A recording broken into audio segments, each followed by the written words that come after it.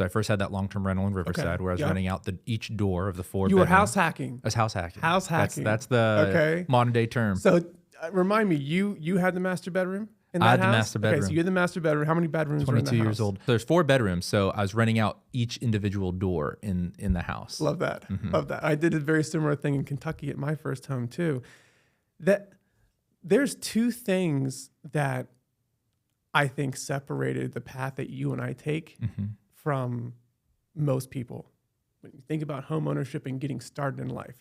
Number 1, we didn't have any student loans. It's huge. And number 2, we were blessed to have one of our best friends who bought a home at 21 or 22 and told us about this house hacking. Right. And then we both decided to do it too. Right. Is that where all the initial capital that you ended up putting into your businesses came from? No, not even. Not even. You know, I mean, it helped, but no, man, it was just saving, selling the investment. I think, you know, I didn't really stretch to start the businesses as you know, you're aware.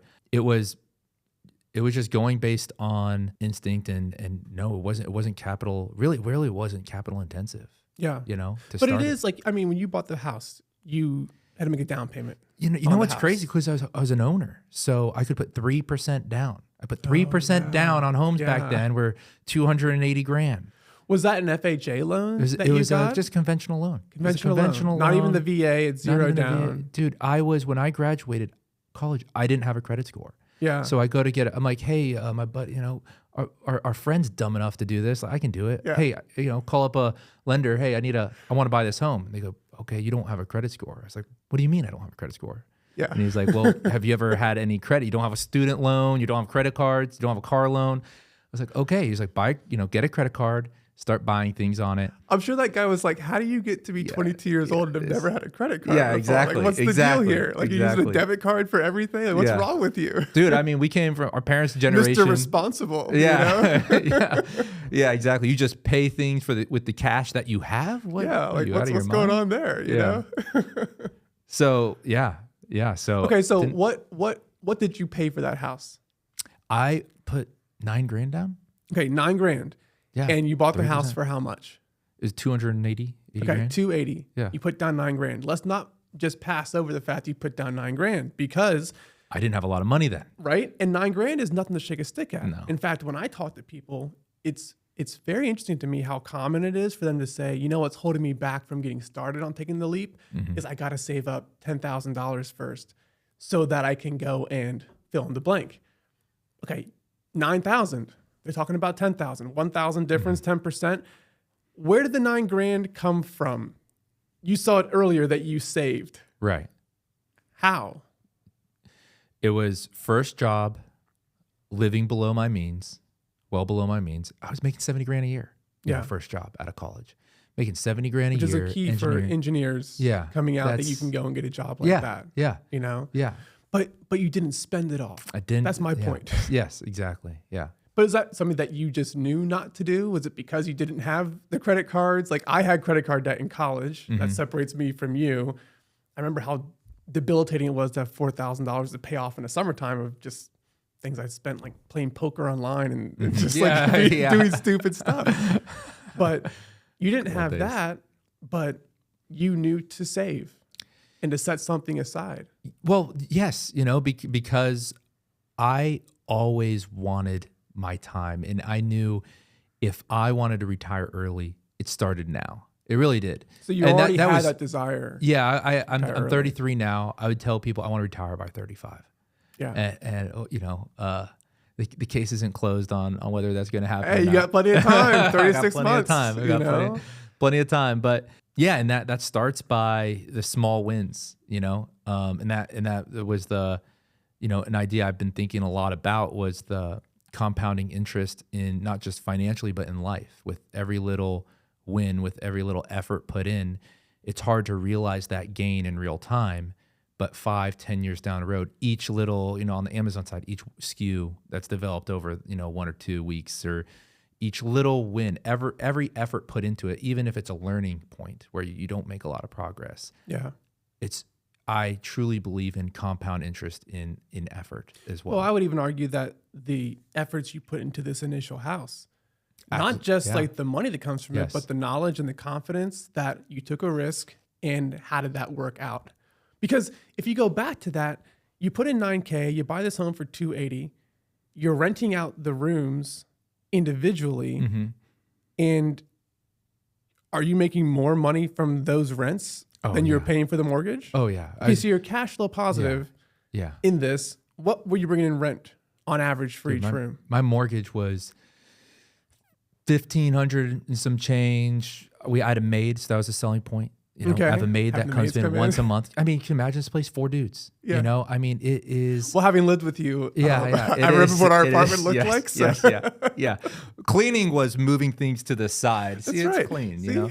And Throw it all into a closet. exactly. Yeah, just one pile instead of many piles. You know, that was a selling point, but it was about $700 a door, and that went up with each renter, but it started out at $700 doors. So it was bringing in $2,100. I paid for utilities. Yeah. What was the mortgage? Like $1,500 all in like $1,800-$1,900. So you cash flowed, but that went back into the home eventually. Sure, but how many people still aren't doing this? Because on top of that, you don't have rent to pay now because you're living for free. Right. And you have the master bedroom. Right. You're living with your friends, people that you like, that you're partying with on the weekends, and they're paying your mortgage for you. Yeah. And then a few years goes by, and you sell that house for how much? 500. Even 500. 290 something. What year some was change. that? Or not 490 and some change. That was 2021. Okay. Was that the height of when things were going crazy? I missed it by probably. The house probably went up to 550. Okay. Which is good, man. You know, I sold It's to good. someone, a small family. They got some equity. It's lost some equity since then, but I in a way, it's great. It didn't hit like the absolute peak, and someone's kind of screwed on a high interest rate, high mortgage. But you might have $50K more in your pocket to make That's it true. happen. That You is know? true. So like, That is true. let's not shake a stick at it. But you come into this investment for $9,000. You never make a mortgage payment, and you exit for About $250. $250. Yeah. What's After the all payments ROI? and We're stuff. engineers. What's the Yeah, ROI on it's that? a lot. It's a lot. It's a lot. I mean, that's more than Over- 1,000%. Yeah, over 5 years, 6 years. That's like a 6 years. 2,500% return on the $9K that you put in the first place, and never made a mortgage payment with your own money. Why don't more people do this? Because there's enough examples out there now. Yeah. Like when we were coming up, we heard about Max doing this, and he's like, I'm living for free. You know, they're paying my mortgage for me. He's like, oh, that's kind of cool. Never heard of someone doing that before. Now, like I've done it, you've done it, Max has done it, so many others have done it, and you still don't see people taking that step now coming out of college. It's because houses are just way more expensive than they used to be, or that they don't have the 9K to put down, or those programs aren't available. Like, what do you attribute the fact that most people still aren't doing these things? Dude, I think it's honestly, it's easy to see the result, you know, once it's done. But when I first did it, I remember the feeling. Like, I'm putting $9,000 down and furnishing it. So that's another $9,000.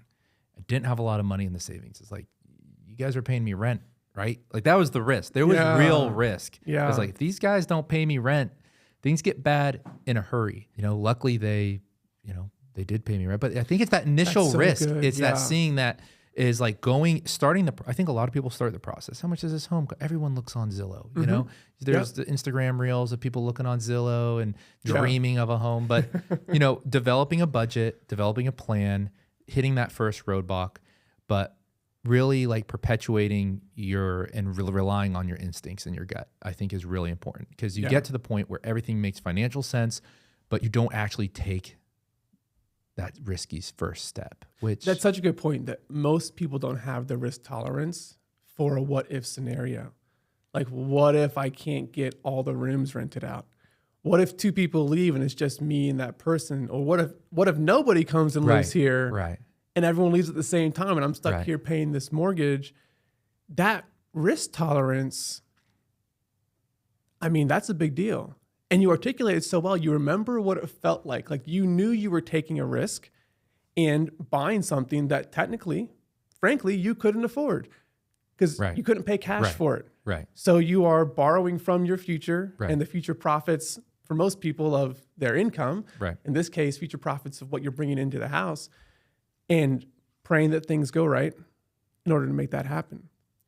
Talk to me about where that risk tolerance Yeah. comes from, because most people don't have a high risk tolerance at all. I see it to be more risky to do nothing. You know, that's so personally. I see, well, if I want to get to here, I'm not going to do it making 70 grand a year for the next 30 years. I don't want to do that. I have to take some sort of risk. And as far as calculated risk go, I actually contribute a lot of it to when we were playing poker, when we didn't have a lot of money in our pocket, and we were playing poker at Morongo. I truly do. I think giving yourself those low risk kind of introductory associations with risk. So like if we were to lose all our money at a poker table, it's like a couple $100. It's really low, but it feels like, oh my God, you just got. If you only have a couple $100, like that's you true. may not That eat is for true. the next That week. is true. You know, that is true. But you leave with your tail between your legs and your, but playing and we didn't gamble. We played strictly poker. Yeah. And we would, you knew the risk on every hand. So, okay, I know going into this hand when we were playing very often, I have an 80% chance of winning this hand. You don't always win it though. Yeah. So knowing that if I just do this thing that I know has a high success rate, if I continuously do this and trust my gut, I will eventually be successful. It's just the law of averages. Yeah. But a lot of the risk tolerance came from just putting myself in situations of like risky situations like that and being able to internalize those emotions. It's such an emotional game, whether it's stock or real estate or it's all, there's emotions associated with all of it. It's true. I can see the pattern in your life though. If the first time you ever took risk was when you bought that house, I don't think you ever would have bought the house.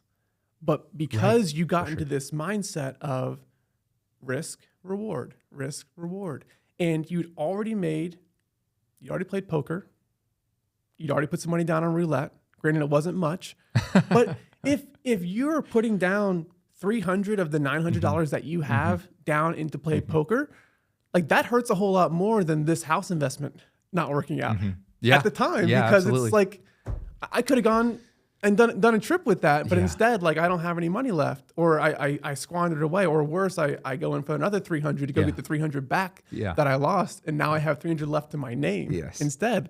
Like that's risky. But then you'd also made investments in the stock market, and you're putting money down, praying that things go right.